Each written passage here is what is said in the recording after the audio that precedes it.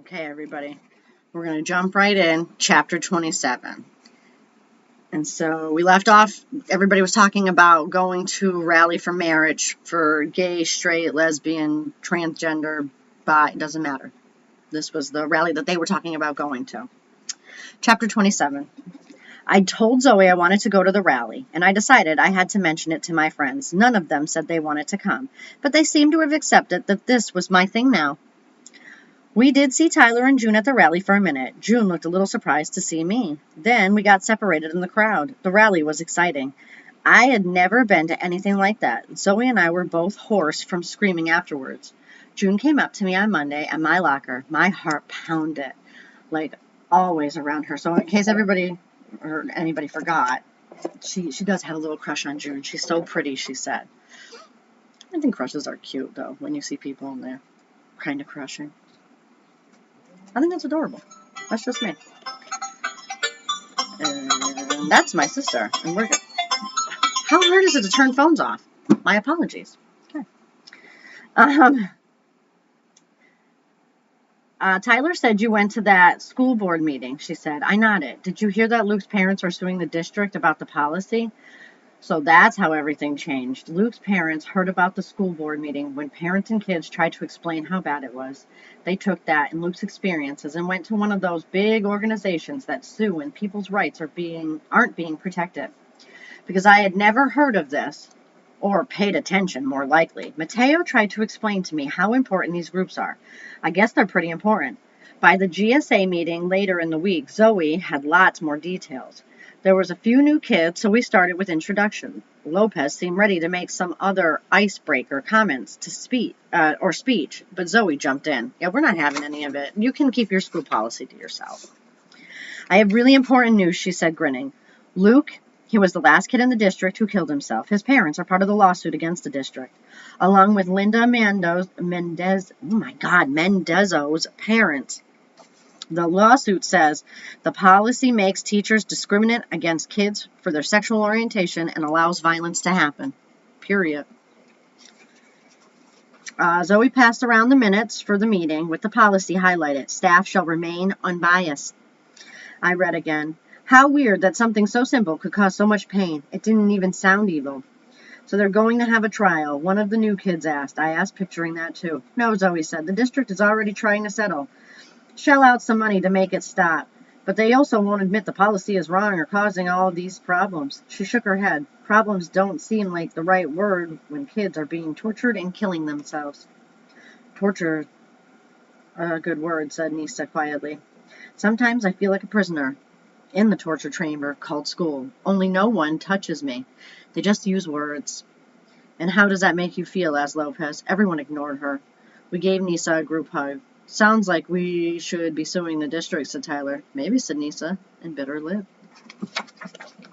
Chapter 28. I tried to keep an eye out for Nisa after that.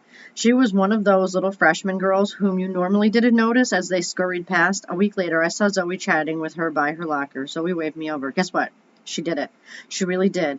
Nisa had some balls, ovaries. Zoe jumped up and down. What? I said. I joined the lawsuit, Nisa said, grinning. I thought, Zoe's right. It helps to do something to fight back. So I looked up their number and I called Luke's parents at work. And they told me more about it. And then they talked to my parents. That was the most I had ever heard her say. And your parents, I asked? Well, they kind of knew some of what was going on. And after talking to Luke's parents, it kind of scared them. They're not bad. I just hadn't told them because I wasn't sure if they could handle it. They had a kind of don't ask, don't tell attitude. But you know what happened to that? D-A-D-T. Zoe crowed, pulling out her phone and flashing at us the famous picture of the Navy woman kissing her girlfriend. Nisa grinned again and flipped open her locker to show us the same picture torn out of the magazine and taped inside the door. At the next GCA meeting, Zoe had an update. The school board will say the policy is fine, but it's on the agenda to be discussed at the next meeting. The lawyer said that the district must be changing the language, or maybe getting rid of it. I'm going. Does anyone else want to? It's a school board meeting, said Zoe, looking at Lopez. We should definitely be able to go as a GSA, not just on our own, and put it on the morning announcements so other people can come with us. It's educational. We all held our breath. Lopez looked defeated. She shrugged and said, okay. Wow, how helpful of her.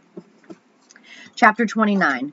The meeting was packed. Nisa sat up front with the lawyer and the Mendezos and Luke's parents. I'm glad to see Luke's parents there. I know it was scary, but I'm glad.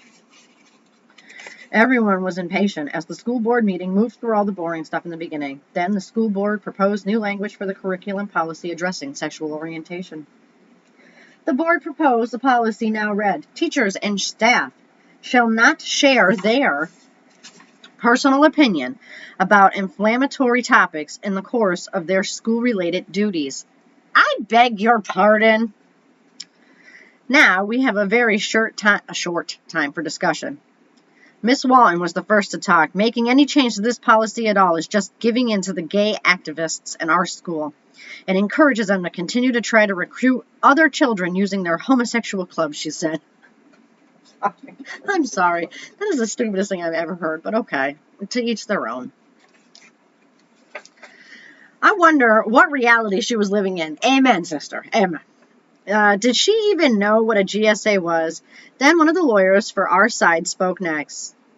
Obviously, inflammatory topics means anything having to do with LGBT people. The policy discourages any classroom discussion about history, literature, science, current events, or any other relevant lesson involving LGBT people. The policy tells all students that LGBT people are too disgusting to be talked about inside the school walls. How do you think that affects the LGBT students? Unfortunately, we've already seen the results, she said, gesturing to the families and Linda's parents. It was quiet for a moment, and then someone began to slowly clap. Discussion closed. The secretary snapped into the microphone. 15-minute recess for the board to discuss. The school board all got up and went out another door. The room buzzed. Then they were back. Slightly different language is suggested, said the secretary. She read, teachers will not try to convince students to agree or disagree with any particular opinion with respect to these issues. When discussing these issues, district staff will uphold the dignity and self-worth of all students, regardless of their race, color, creed, religion, national origin, sex, gender, disability status with regarding to public assistance, sexual orientation, or age. Was that better? I wondered. It sounded a little better. Further discussion about the policy will be announced at a further meeting. Oh, so we're just going to keep pushing it off. Another school board meeting member said, and then it was over. They were annoyed. Chapter 30. How was it? My mom asked when I got home. Sorry I wasn't able to go. I filled her in. You seem sad, she said, but look how far things have come. It may take a while with the lawsuit dragging out, but something's definitely going to happen. I shrugged. I know. It's just that it doesn't feel like we made anything change. It's all the lawyers threatening them. The school board blew us off the first time, and our GSA kind of sucks because of Mrs. Lopez. Yes, but without all of you speaking up, Luke's parents might not have known that this was happening everywhere to other kids. You set something in motion. I'm proud of you, Mom said. My eyes filled with tears. I still wasn't sure how my parents felt about all of this. Sometimes I didn't know how I felt either. Would you guys, I know you love me no matter what. But what if I were gay or something, I asked. My mom looked at me over her reading glasses and elbowed my dad, who was sitting next to her on the couch. Kiko, our daughter is talking to us. Turn off the TV. Said Poppy, as he held out the remote to zap the TV. Of course we will always love you, Mom said. Nothing could change that. Nada, nada, nada, said Poppy, holding out his arms to me. He hugged me close. I decided to just leave it there and snuggle in against him. Chapter 31. The news was heard about the school board was kind of a ho-hum when it came. They settled the lawsuit and kept the changed language about not convincing students and affirming dignity. No one was sure if that would make a big difference. No, I'm not either, given the statement and how it's worded. Mrs. Lopez asked the principal to find another advisor for the GSA due to her busy schedule. Salazar told us, beaming. And when it came up at the staff meeting, no one else volunteered except me. We all cheered. In the next staff meeting, we will be training to help teachers learn how to deal with bullying, especially in bullying of GLBT kids, or kids who others think might be gay, he told us. All the district schools have to do the training, and I get to help organize it. About time, Zoe said dryly. Finally, GSAs were specifically mentioned at the last school board meeting as being allowed in all district middle school and high school, Salazar's finished. I bet Miss Walton didn't like that, I said. There was pushback, but it's so cut and dry legally that after the lawsuits, they had to make it clear that principals can't block GSAs from forming, Salazar said. Everyone agreed that was good. Then we started talking about Midwinter Festival and whether it would be a good or bad thing to try to nominate Tyler for Queen. I think that would be awesome. Afterwards, Zoe offered me a ride. I kind of felt let down, she said. I thought it was going to be a big fight that we could win. Now we know we kind of won. Hopefully things will get better, but it wasn't really us. It was the threat of lawsuits. Not because they saw how right we were. I told her what my mom had said about setting things into motion. Yeah, my mom said something like that too, said Zoe, chewing her lip. I guess this is just how these things go in the real world. It's not like a fight at recess that you win or lose. She pulled into my driveway. When I got out, Zoe leaned over to look at me. Oh, I meant to tell you. June says she thinks you're really interesting. She smirked at me and threw the car into reverse. Her and June. How cute. So that was this author's take. The big fight. And they realize that a lot of it becomes legal. So that's the legal side of it. But you see how hard the student body takes these things and what they try to do to rally behind it. That's just this one side. But I felt at least one of these books was necessary for middle school readers. So let me know if there is another book you'd like me to read, though. About any teen topic, as a matter of fact. Same thing with kids' books. Let me know. So I hope everybody has a great day.